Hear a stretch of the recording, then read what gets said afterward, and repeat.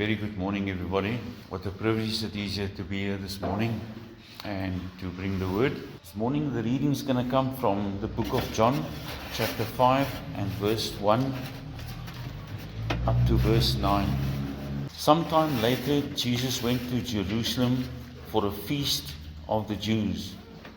Now there in Jerusalem, near the sheep gate, a pool, which in Arabic is called Bethesda, which is surrounded by 5 covered colonnades. Here a great number of disabled people used to lie, the blind, the lame, the paralyzed. One who was there had been an invalid for 38 years.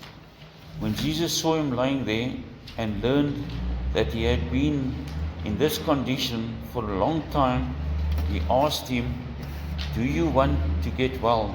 "Sir," the invalid replied, "I have no one to help me into the pool when the water is stirred. While I'm trying to get in, someone else goes down ahead of me."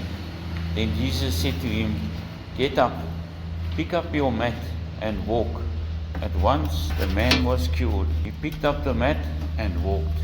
Just want to have a deeper look into that, and you'll see in verse 1, Jesus went to Jerusalem for a feast of the Jews. Now this feast could have been the Passover feast, as it is described in John 6 verse 3 and 4. We see it says there, it was the Passover feast. Then you'll note that Jesus entered the Jerusalem via the sheep gate, and had very good reason why he entered through the sheep gate. You would have heard in last week's message that it was about the various gates that were restored, as mentioned in the Bible. They were rebuilt or restored, as which will be found in reference to this in the book of Nehemiah from chapter 3. There were many gates that were rebuilt. In verse 3 we see it was the fish gate. In verse 6 it was the Jesana gate, which is also known as the old gate. In verse 13 the valley gate. In verse 14 the dung gate. Verse 15 the fountain gate. And so there were many more gates rebuilt and restored, of which this is only but a few mentioned. All these gates mentioned have a spiritual significance.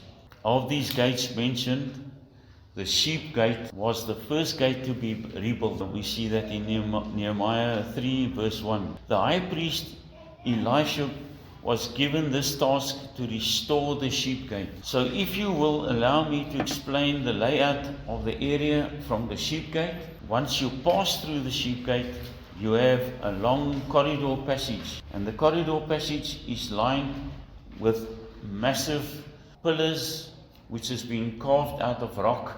And these pillars were on either side of the passage, down the long pathway, which is known as the colonnade. And these pillars were massive pillars. It would take about 4 people to surround this pillar with their arms stretched, and just to give an idea of how big these pillars were. And these pillars were covered with 5 roofs. So this was a massive area known as the colonnades. And these columns were positioned, as I said, on either side of this corridor. And it was in these corridors, known as the colonnades, that Jesus could be found talking to the various people. And on each occasion, when Jesus would proceed to Jerusalem, he would enter through the sheep gate. To the one side of the colonnades, you will find the sheep pens, also known as the sheep market, and that is where the sheep were sold off. And further on, you would have the pool of Bethesda. This is where the invalid man laid, alongside the disabled, the blind, the lame, and the paralyzed. This invalid man had seen many people healed when the pool waters was stirred. This invalid man has seen the various seasons come and go.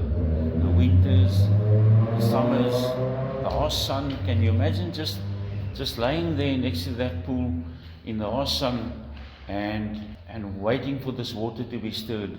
And at the same time, he was wondering, how am I going to get into this water? And on a daily basis, he probably listened to the various moans and groans of the various people that are disabled lying there. He was a desperate man. He was desperate to get into that pool.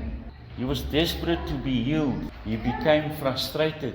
And so on a day, hundreds of years later, after the sheep gate was restored, we find Jesus enters the sheep gate. Jesus always entered the city of Jerusalem through the sheep gate. And did you know that the very sheep gate also gave access to the route to Golgotha, pathway to crucifixion? The sheep gate reminds us of his sacrifice, Jesus the Lamb of God, the ultimate sacrifice who takes away the sins of the world. Behold the Lamb of God who takes away the sins of the world.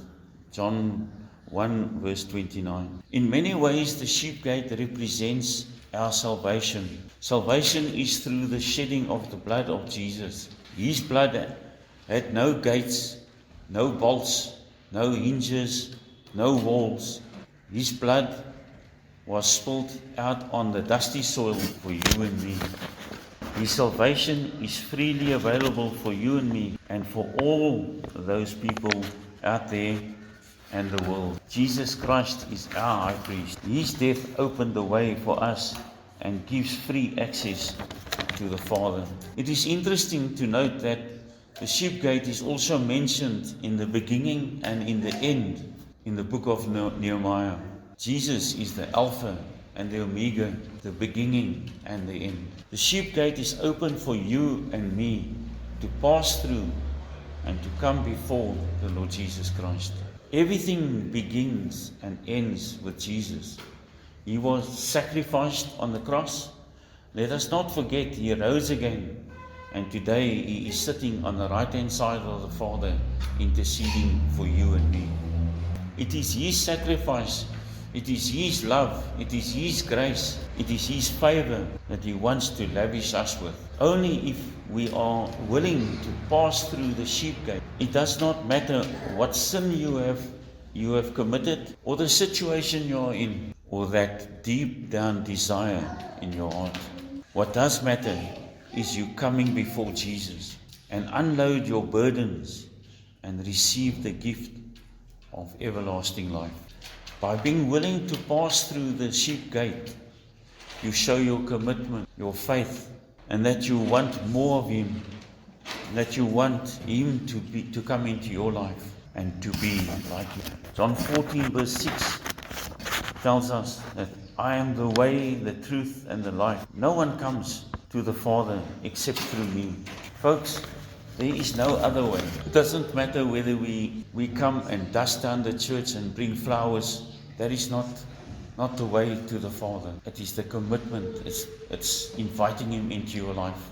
It's wanting him to be with you. In John 10 verse 3, Jesus told his disciples that he and the Father are one. And that is why Jesus is the way, the truth, and the life. Jesus is saying he is both the destination and the route.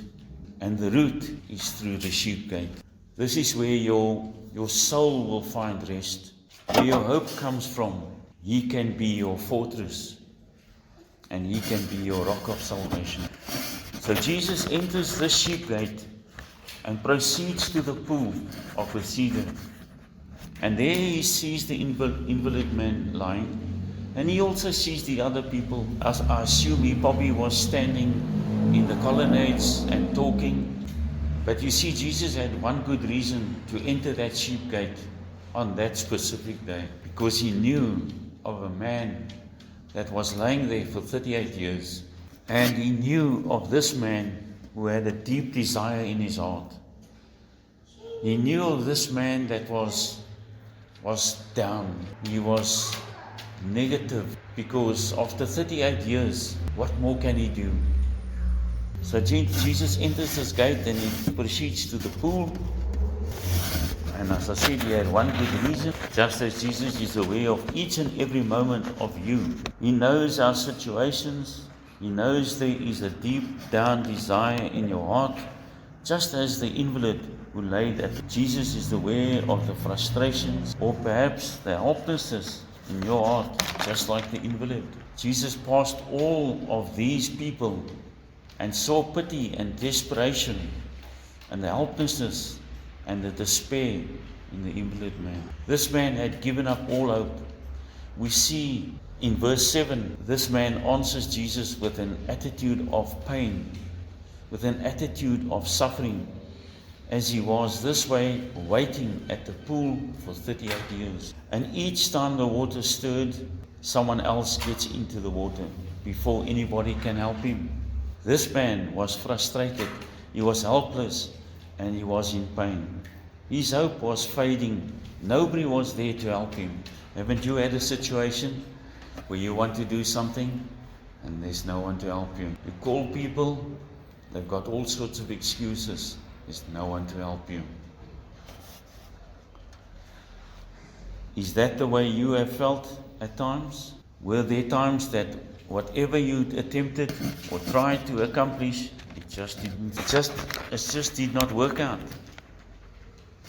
Nobody was there to help you, and nobody wants to know your situation.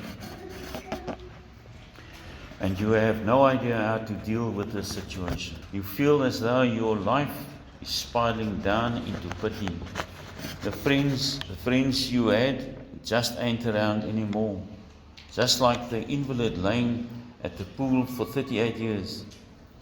In Jeremiah 33, Jesus says, "Call unto me, and I will answer you, tell you great and unsearchable things you do not know." In Psalm 50, verse 15, "And call upon me in the day of trouble. I will deliver thee, and thou shalt glorify me." In Jeremiah 29, verse 12, we're also reminded, when you call on me, when you come and pray to me, I will listen. How awesome it is to serve a living God, a God that says, "Come to me. When you call at me, I will listen.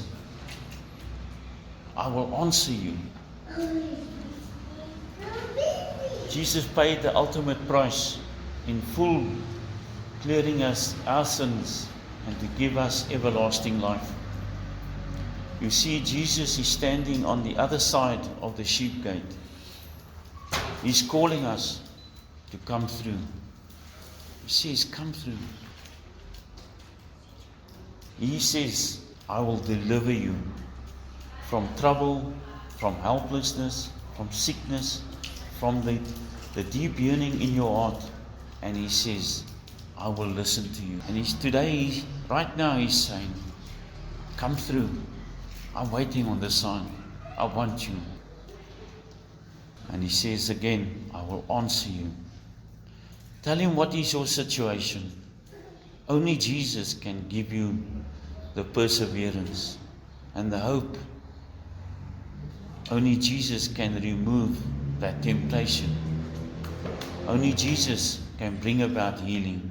No matter what your situation is, Jesus, our Redeemer, wants to refresh you by stirring the pools of your soul. And if you go through the sheep gate, 38 years ago, that invalid man walked through, well, I don't think he was walked through the sheep gate, but he was brought through that sheep gate. And on a certain day, Jesus walked through that sheep gate. Jesus saw the desire of his heart. And in Jeremiah 29, we heard it this morning, it says, "For I know the plans I have for you, declares the Lord, plans to prosper you and not to harm you, plans to give you a hope and a future." Isn't that awesome, just to think that Jesus, no one else, Jesus gives you a hope and a future. He knows your situation. He wants to answer you. And he listens to your situation. You see, Jesus saw that man's desire in his heart. And today, here and now, Jesus sees the desires in your heart. My desire is to see that this church grows.